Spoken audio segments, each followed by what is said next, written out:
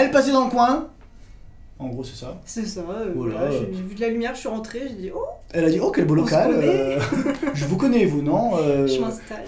Dès que je regarde la paume de votre main, ça part en couille. C'est pour les nuits aussi. C'est n'importe quoi.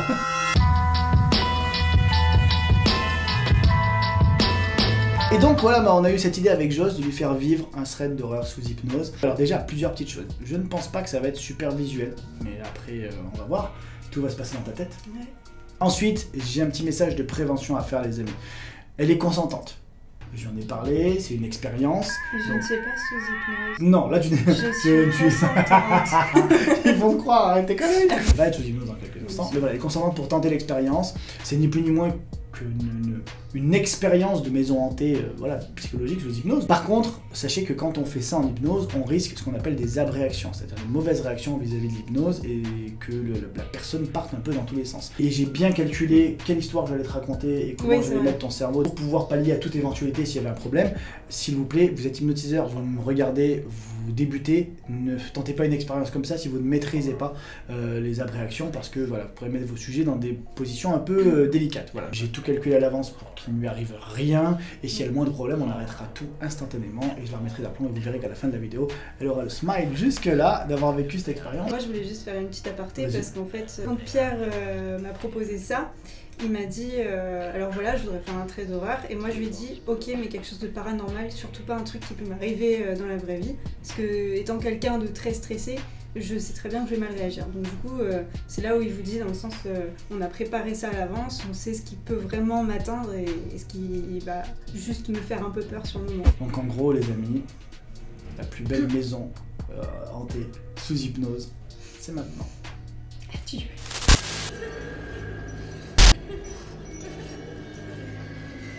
Ça va toi? Oui. Depuis la dernière fois? Oui, ça va. On est reparti. Va. Alors tu vas mettre tes mains sur tes cuisses comme ça, tranquillement. Et on va te faire partir en hypnose vraiment tout doucement, vraiment délicatement. Regarde, je vais te demander de fixer le point que je viens de poser ici. D'accord? Tu fermes tes yeux maintenant. Tu te concentres uniquement sur le point qui est en train de se visser, de se coller, de se serrer complètement ici sur ton front. De plus en plus. De plus en plus, puisque Elsa, tu es maintenant en sommeil profond. Tu es bien calme, relâché, de plus en plus calme, de plus en plus relâché. Et je mets maintenant en place un processus qui fait que chaque description, chaque mot que je vais prononcer, lancera dans ton esprit les images les plus réalistes possibles, sans que tu ne puisses rien y faire, sans que tu ne puisses lutter. Et Elsa, tu te retrouves un peu plus tôt dans ta vie, à une époque où tu es une jeune étudiante. Tu deviens maintenant une jeune étudiante. Il fait nuit. Avec un groupe d'élèves, tu es encore dans l'école. Plus précisément dans la bibliothèque de ton école, avec quelques camarades de classe. Les seules lumières allumées sont celles de la bibliothèque. Tout le reste de l'école est totalement plongé dans les ténèbres. Les heures défilent et tu révises face à tes bouquins accompagnés de tes amis.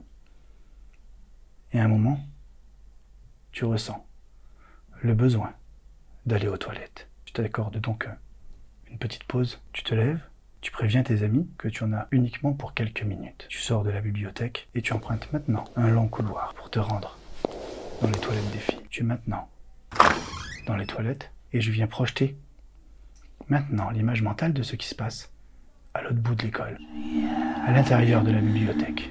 Dans la bibliothèque, quelques instants passent et les étudiants qui s'y trouvent, tes amis, entendent un bruit singulier, comme un faible tambourinage, comme si ça toquait contre la vitre, contre la fenêtre. Dirigeant tous leur regard vers la source du bruit, tes amis voient avec effroi une silhouette de femme, pâle, des lambeaux de chair pendant par endroits sur son corps, qui se tient debout, à l'extérieur, son visage collé à la vitre, ses yeux complètement clos. Tous se demandent ce que cette femme blessée peut bien faire dehors, à une heure pareille de la nuit. La mystérieuse femme ouvre soudainement les yeux et tous tes amis ont le souffle coupé. Ils se rendent compte que la femme n'a pas d'œil. Ses orbites sont vides, tels deux trous béants, noirs, profonds, insondables. La femme lève alors le doigt en direction de tes amis et commence à cogner contre la fenêtre.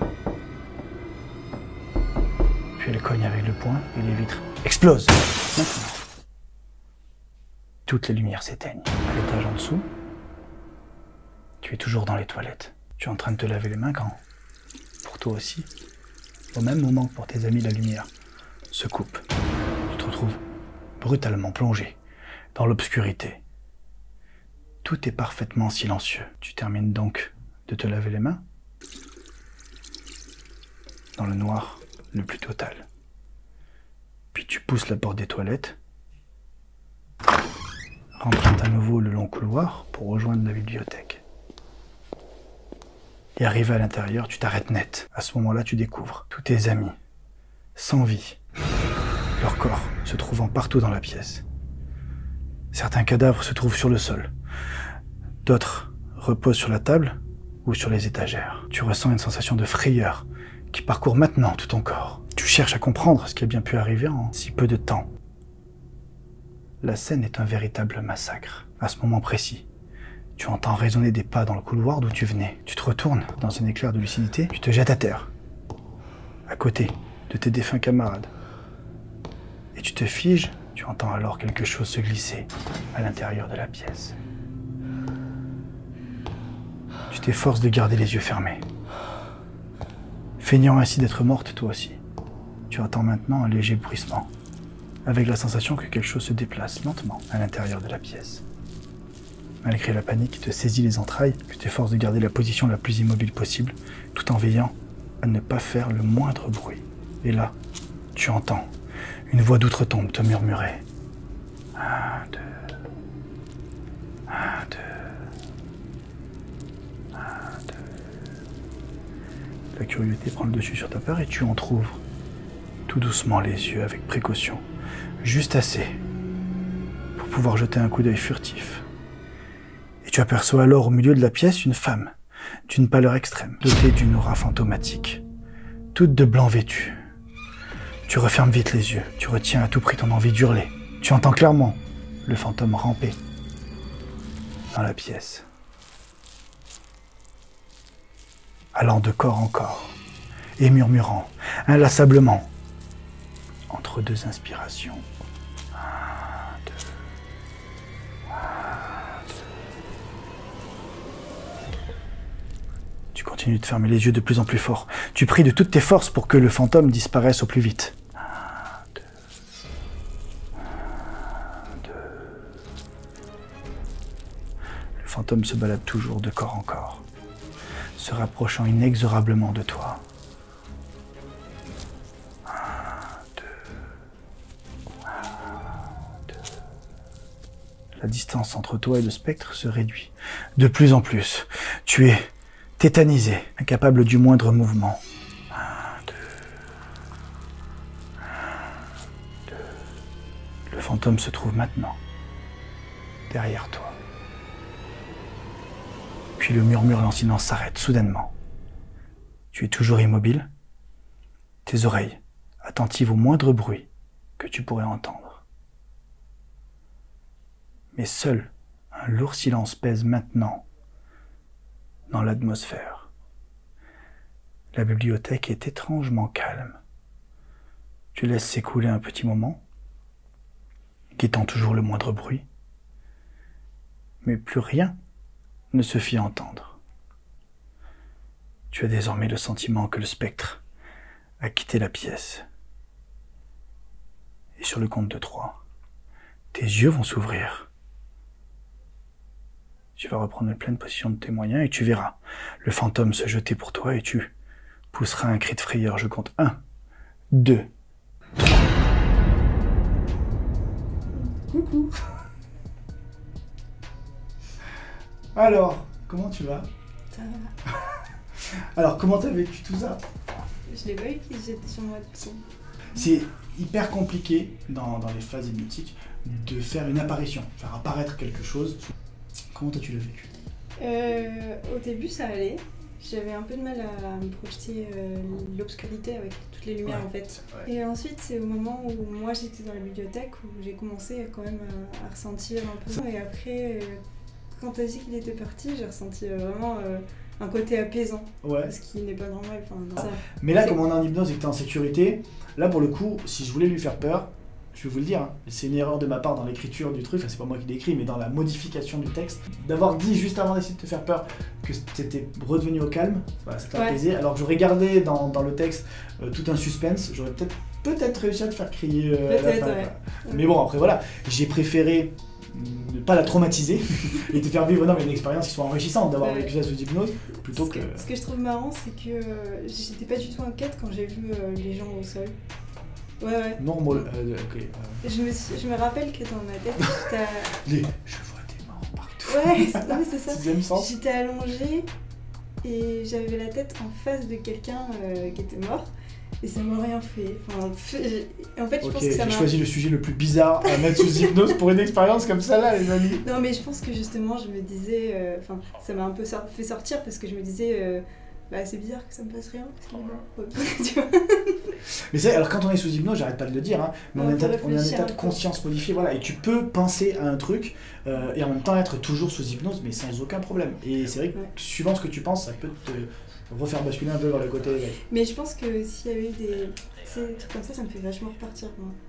Genre quoi? Genre le sommeil profond, tu reviens quand même relâcher, tu vas pour relâcher. Tu t'enfonces tranquillement au plus profond de l'âme encore, de plus en plus. Ce qui est génial, c'est qu'elle est partie en parlant, on parle encore.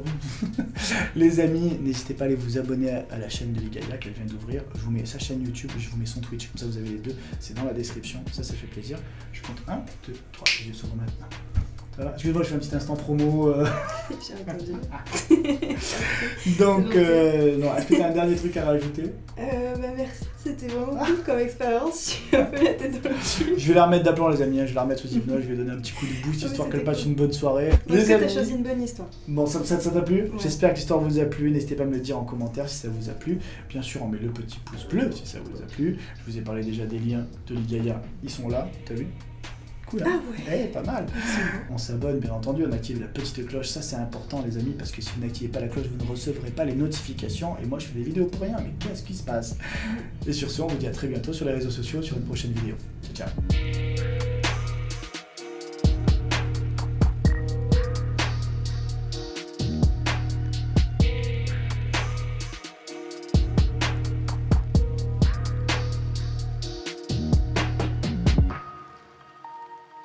Là où ça te gêne pas, parce que quand tu t'assois, ça te gêne pas?